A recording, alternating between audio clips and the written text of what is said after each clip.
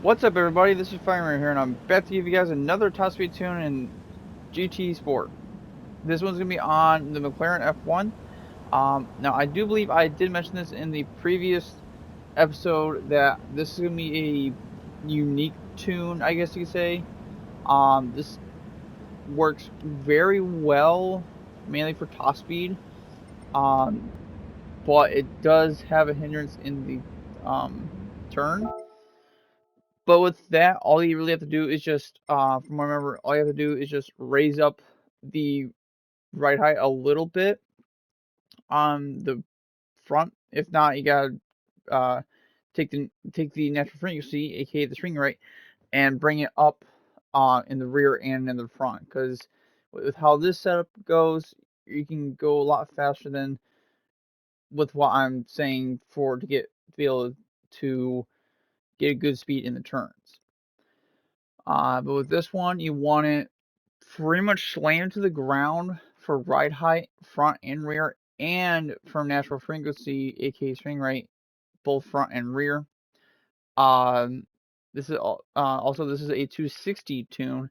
If you do mess with the suspension and you raise the natural frequency and maybe a little bit of the ride height, mainly towards the front, possibly, it'll only decrease the top speed unless they fix. I don't want to say fix it, but unless they change it to where it doesn't do that no more, it will most likely decrease your speed. Because I remember testing this and I did everything I could. I got 257, I want to say, with it, and then just because I wanted to try it out, I tried this setup and it gave me 3 miles per hour, which is doesn't seem like a whole lot, but it it does help out in the long run unless you're, you know, way behind technically. But honestly, just to let you guys know, before we continue going on to this, I only use this strictly for just to race it. I don't expect to win with it whatsoever because of the way that it takes the turns. But continuing on this, you want the compression all the way down on the front and rear and all the way up for the rebound front and rear. No camber, no toe. I know most of my tunes so far it had some type of camber, mainly in the front, a little bit on the rear. This one you don't want neither. Um, and I'm pretty confident that does.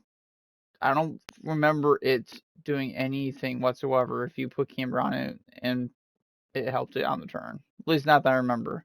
Again, in the past few updates and couple maintenances, like yesterday, hence the reason why this is being posted a little bit later. Um, they may have changed this all up, but I'm not 100% sure.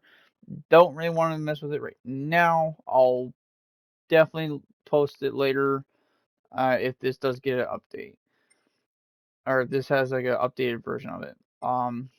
Drivetrain, as I said before, doesn't really matter a whole lot, but mainly because I'm based off preference, not by actually how the car handles, unless you're going onto an actual racetrack and not on on here on Route X. And then transmission, this is going to be another transmission flip. So you want to take the final gear, put it away over to, from what I remember on this one, is 5.0. If not, it's 5.5, but you want to take it all the way to the right for a final gear. Take your top speed, put it to 249, and then take your final gear after that and put it to where I have it, which is 2.648.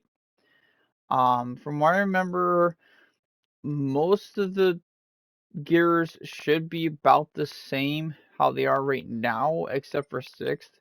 Sixth, I do remember increasing it a little bit just to get a little bit um, extra out of the draft, because this is strictly draft gear. Fifth gear is mainly your uh, cruising speed, I guess you could say. Yeah. Other than that, I'll head out to the track and show you guys what it does. Um, as it does not like the turn, and I'll try to stay in the turn as much as I can on this. I think it'll stay in the turn for a decent while until it hits about, I want to say it's 220 is where it starts not liking it.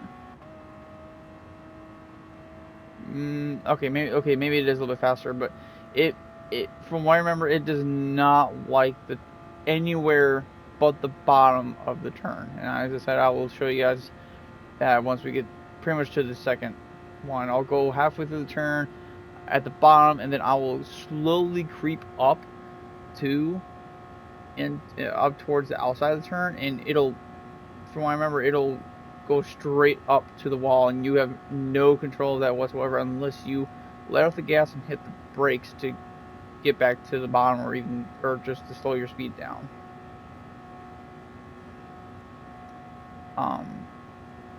But yeah, like, this is not that bad of a tune, honestly. It's pretty good. I know that I personally believe that this car really should go faster, honestly, but that's just me, honestly. Like, for the most part, I'm pretty sure this is probably the fastest it'll probably go, honestly. But if even if it does go any time faster, it may go in the mid 260s instead. If not, then it'll be a 260 car, which is honestly not that bad, because draft wise, from what I remember, it goes to like 290, 295 ish range. I don't think it'll hit 300, but it'll definitely hit 290, so you can easily keep up with any of the other cars that just go 280 by themselves and can draft up to 300, like 310. You'd be able to trail behind them, but that's about it.